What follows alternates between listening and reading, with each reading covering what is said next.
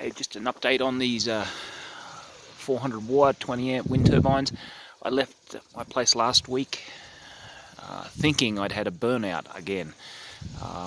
In one of my earlier videos on these wind turbines, I mentioned that a similar one I had years ago could not stand up to the consistent and constant high winds up here.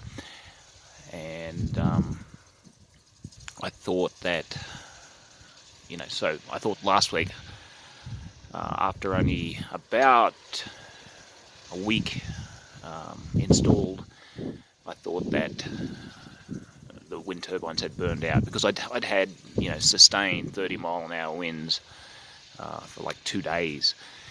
Now, what wind turbines were doing, they were just rotating very slowly, like they were braked. But I guess it must have just been some sort of safeguard built into the turbine, because I'm back this week and everything's up and running perfectly again. So yeah, I guess that was just maybe a safety. Maybe they just worked so hard there was some sort of heat shut off inside the turbine that braked them as a safety, or maybe they got a huge gust, because there probably would have been gusts about 50 mile an hour last weekend. And maybe one of those gusts just tripped them both out.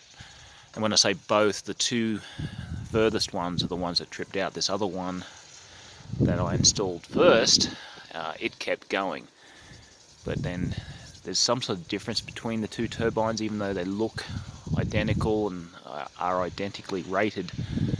But the first one I installed just doesn't produce as much power as the second two, but I'm okay with that, in that it was the one that kept going in those really high winds. So anyway, just wanted to do an update.